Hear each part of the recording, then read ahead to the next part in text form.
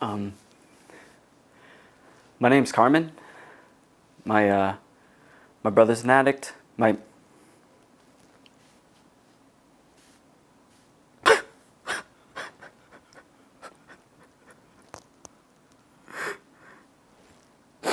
sorry. My brother was an addict. And this morning I'm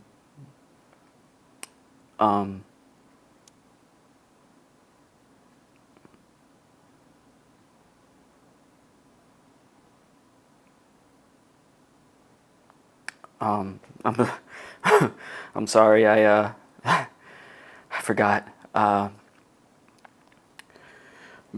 Before I came to Al-Anon, I was a cook. I mean, I'm still a cook. I'm just a different kind of cook, I guess. um,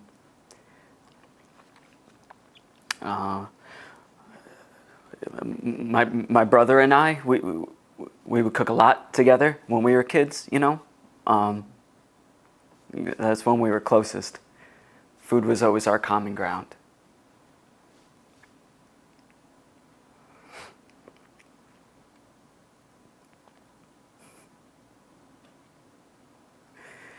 We wanted to open a restaurant together.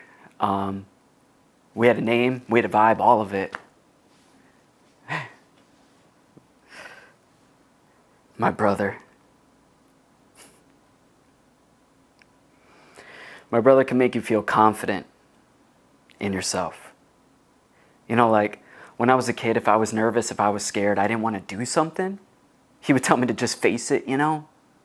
Get it over with. He would always say, stupid. Let it rip.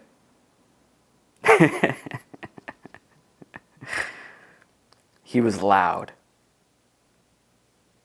And he was hilarious. And he had this amazing ability. He could just walk into a room and take the temperature of it instantly, you know? He could dial it. And I'm not built like that, man. I didn't have a lot of friends growing up. I had a stutter when I was a kid. I was scared to speak half the time.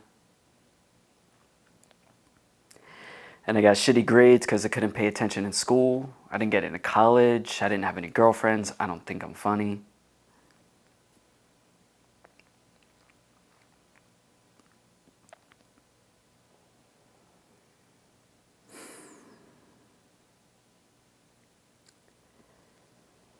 I always thought that my brother was my best friend.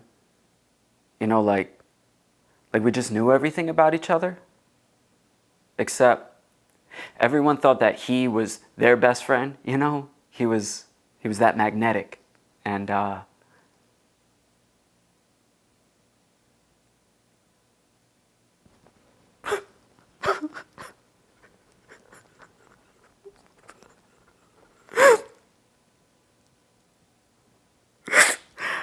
didn't know that my brother was using drugs.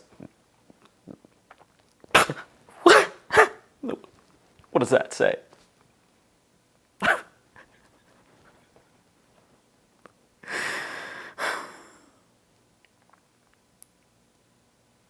As we got older, I realized I didn't know anything about him, really.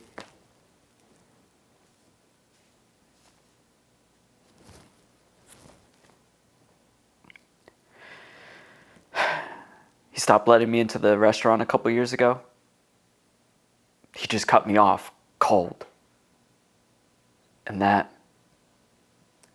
fucking hurt, you know? And I think that just flipped a switch in me where I was like, okay, fuck you.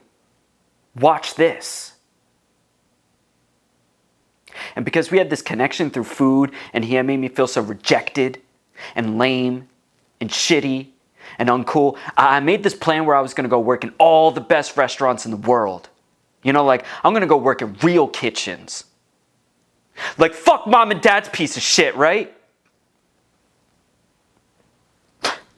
Sounds ridiculous, right?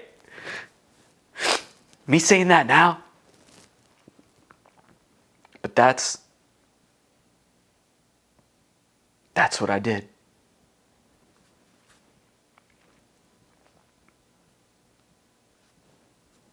And I got the shit kicked out of me. I shucked herbs and oysters and clams and uni, and I cut myself, and I got garlic and onions and peppers in my fingernails and in my eyes, and my skin was dry and oily at the same time. I had calluses in my fingers from the knives. And my stomach? It was fucked.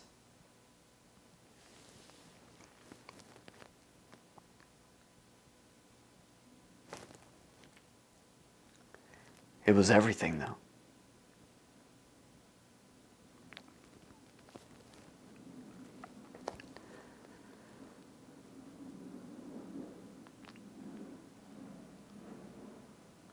And a couple years later, this funny thing happened, which was like, for the first time in my life, I started to find this, this station for myself. And I was fast. I wasn't afraid. And it was clear. And I felt okay, you know? I knew which vegetables went together, proteins, temperatures, sauces, all that shit. And when someone new came into the restaurant to stage, I'd look at them like they were competition. Like, I'm gonna smoke this motherfucker. Felt like I could speak through the food. Like I could communicate through creativity and that kind of confidence. Like I was finally good at something that was so new and that was so exciting, and I just wanted him to know that, and fuck, I just wanted him to be like, good job!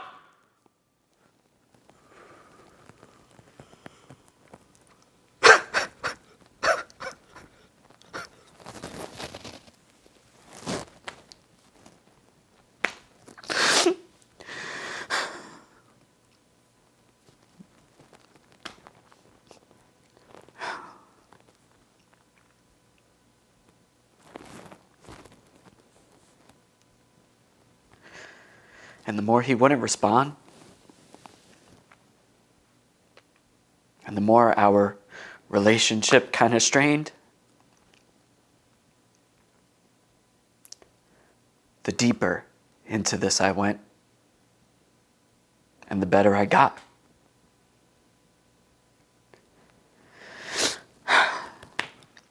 And the more people I cut out, the quieter my life got.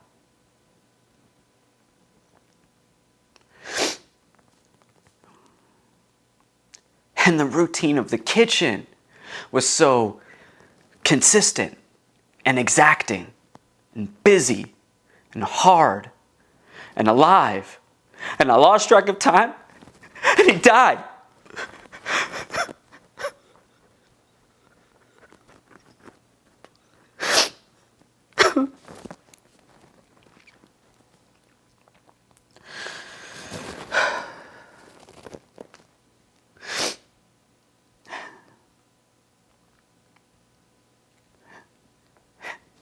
And he left me his restaurant.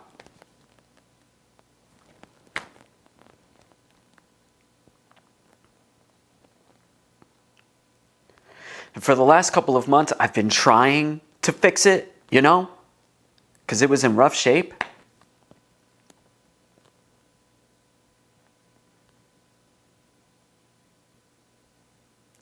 And I think it's very clear that me trying to fix the restaurant was me trying to fix whatever was happening with my brother. And I don't know, maybe fix the whole family, because that restaurant, it has, it does mean a lot to people.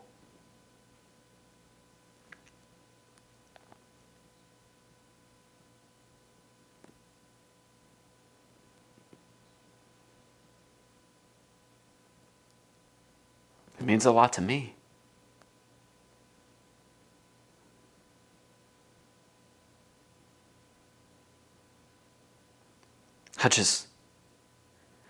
I just don't know if it ever meant anything to him.